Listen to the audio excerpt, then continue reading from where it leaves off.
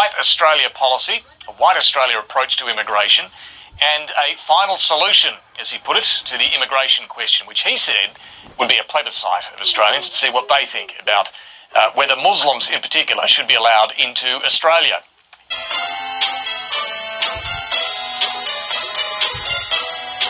This is Australian, and I resent strongly you describing him as Lebanese. That is a racist comment, and you should take it back, and you should be ashamed of yourself for saying it in public. The 46-year-old supported by his parents as he arrived at court after admitting he encouraged his son to push and punch a 15-year-old boy in a Port Augusta car park last December. He was filmed threatening the boy if he fought back, leaving the teenager defenceless. So I'll punch my son, I'm going to smash your face in, mate. Tell him that he'll be lying there. No, you deserve what you get, mate. The assault, which was filmed and posted on social media unfolding. I am sick and tired of the lily pad left. I just need a sandwich to buy over there. You want some food? Yep. And they wouldn't serve you? Yeah, they won't serve me, no.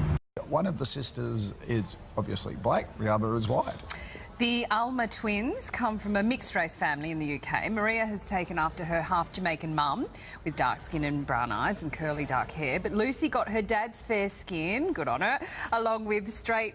I want to make the point, Australia is overwhelmingly a very safe country, but clearly these incidents have happened. They're very cowardly attacks. Our hearts do go out to those Indian students who have been the subject of this kind of violence.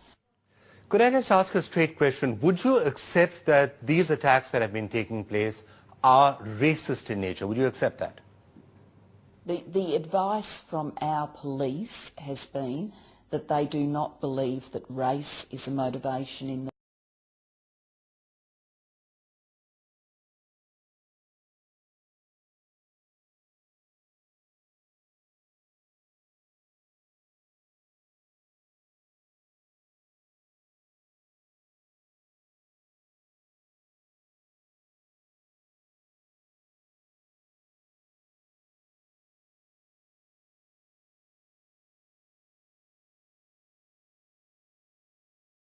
fucking white Australia. If you haven't noticed by now, motherfuckers. Haven't you seen that Cronulla riots and shit?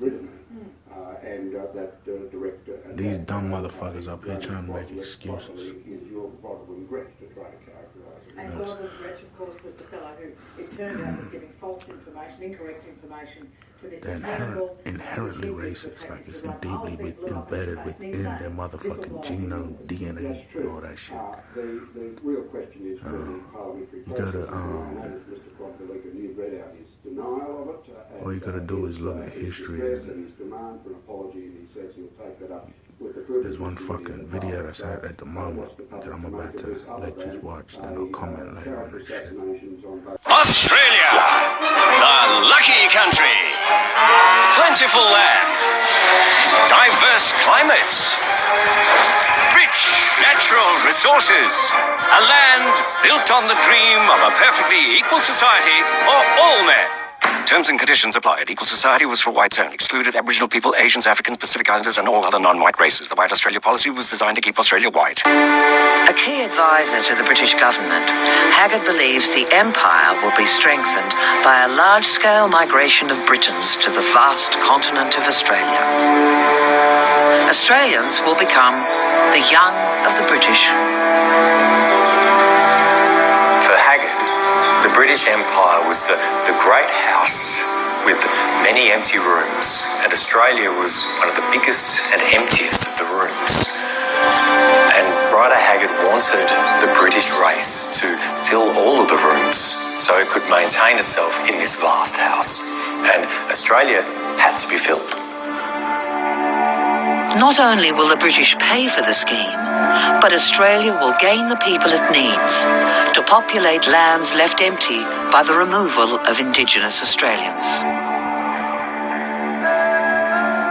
In turn, the nation will be better able to defend itself against what it fears more than anything else: invasion from the Asian North. That, in a nutshell, was the Australian fear, the yellow peril. 400 million Chinese coming down, sweeping on the top of it, over the top of us. And that's how Rider Haggard sold his idea for the British migration scheme.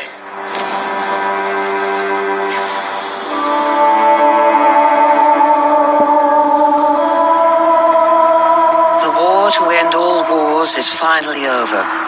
60,000 Australian troops lie dead. But the horror of sacrifice and suffering will have unexpected consequences. The White Australia policy is about to come under the glare of an international spotlight.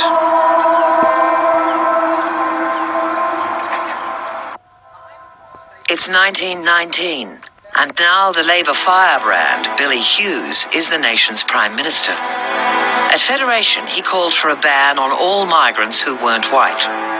The passing of time and the Great War has only strengthened his faith.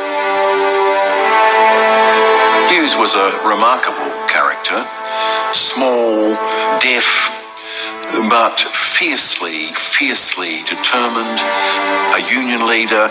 He knew how to talk to men, but he was even more striking amongst the diplomats and aristocrats in Paris in 1919.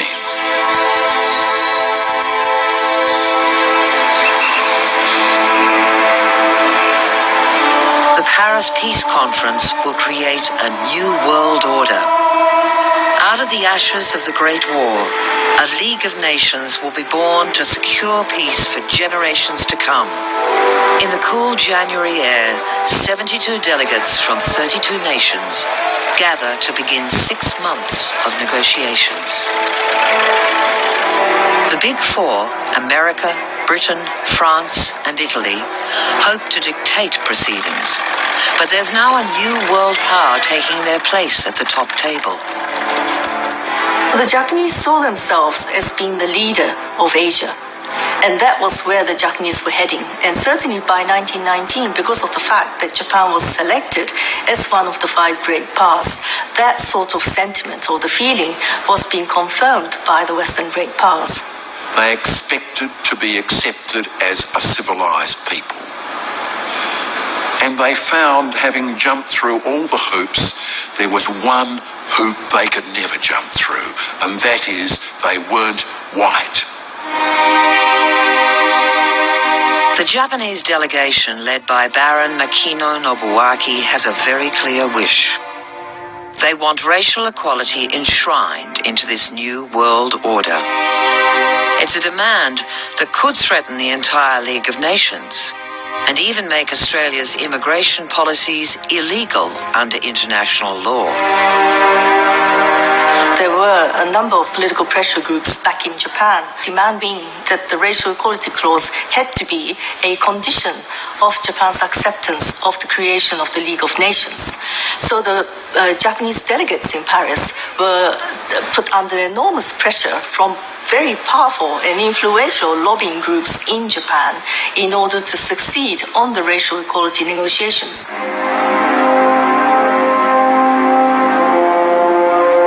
Billy Hughes has one main objective in Paris.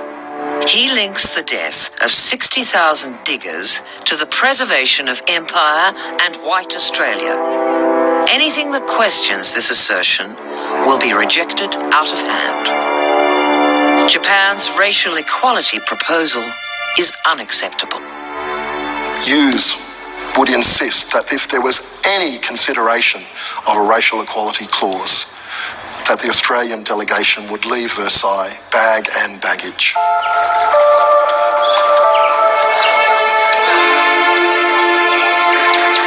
But as negotiations get underway in the opulent surrounds of the Hotel de Crillon, it seems that Hughes is not alone in his objections. The British Prime Minister Lloyd George and American President Woodrow Wilson also have strong reservations about the racial equality proposal. But they're determined to keep diplomatically quiet and avoid offending the Japanese. The British and the Americans, they don't want a strongly worded racial equality clause either. But there is the issue of relations with Japan. They now know if they don't support this racial equality clause, possibly Japan will walk away from the League of Nations. Certainly their relationship will be harmed. But if they can move most of the blame onto Hughes. If they can make Hughes the patsy, then they can also get what they want. And so, in the rarefied air of Paris in the spring, a skillful plan is hatched. Britain and America will hold their tongues and point the Japanese towards the noisy Hughes. The Japanese were very patient, and they tried again and again, and they tried the Americans, and the Americans said, well, it's not up to us, you have to talk to the British. So they talked to the British, and the British say, well, we have a problem with these dominions, Australia and New Zealand and South Africa. You'll have to deal with them. So the Japanese endeavour to talk to all the leaders of the dominions, and most of them say, well, we wouldn't mind this, but there's always Australia that's the problem. The Japanese have no other option but to deal directly with Hughes and suffer the inevitable consequences. The Japanese found him impossible to negotiate with. He was not very statesmanlike as far as the Japanese were concerned, because other statesmen and delegates at the Paris behaved in a civilized manner, in a very diplomatic manner. They say, this man is a peasant. How is it that we have to try and deal with this ignorant provincial from Australia? Why don't the British make him behave? Often Hughes pretended that he wasn't around when the Japanese requested to see him. And when they did, Hughes would just kind of, pretend that he couldn't understand what they were saying when they were speaking to him, obviously in English. Hughes's unique diplomatic approach is causing alarm at home. In Melbourne, the Director of Military Intelligence, Edmund Peace, believes the consequences of ignoring Japan's demands could be disastrous. Despite the fact Japan's an ally, the Australian military still sees Japan as its number one threat in the region. So for peace, if countries like Australia insist that there is no racial equality clause, that the Australians are actually walking into a trap. Despite Peace's dire warnings, Hughes is unequivocal. White Australia must be protected. The Australian Prime Minister has played the role of patsy to perfection. The American-British ploy works. The Japanese believe Billy Hughes is the central stumbling block. Indeed, Baron Makino, one of the senior members of the Japanese delegation, writes back to Tokyo that the racial equality clause, its fate, rests in the hands of one man, the Australian Prime Minister. After 3 long months of negotiations, the fate of the racial equality proposal, its fate rests in the hands of one man, the Australian Prime Minister. After 3 long months of negotiations, the fate of the racial equality proposal and potentially the legality of white Australia hang in the balance. At the Palace of Versailles, a vote is taken. A majority of delegates support the proposal. But the American president intervenes. Wilson, from the chair, said there's not unanimity, and this is an issue on which there must be unanimity, therefore it is lost. Quite against all procedure of what had been regarded as normal meeting procedure in the League itself. The Japanese were mortified. The whole notion of the League of Nations was built on the idea that it should create a fairer and more just international order. And by denying this, supposedly basic principle of equality of states, how could this League of Nations really effectively provide an international order? On the 28th of June 1919, the peace treaty is finally signed in the Hall of Mirrors at the Palace of Versailles. Denied its racial equality clause, Japan departs Paris humiliated and embittered against the West. Billy Hughes, on the other hand, leaves for Australia, head held high. Hughes returns to Australia a conquering hero, And always in his public speeches, he refers to the Racial Equality Clause and he refers to the protection of the White Australia policy. White Australia is yours. You may do with it what you please. My colleagues and I have brought that great principle back from the conference, as safe as it was on the day when it was first adopted. Hughes, already a hero to the Australian soldiers, has never been so popular. The little digger who went into battle at Versailles to save white Australia. But the triumphalism hides a grave truth. Back in Australia, people like Edmund Peace are devastated by the decision.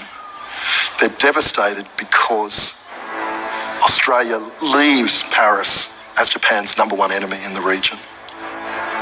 Well, there were people who saw the defeat at Versailles and as being one of those things which pushed the Japanese towards militarism, imperialism, and militant anti-Western feeling. In the coming years, Japan's aggression will build.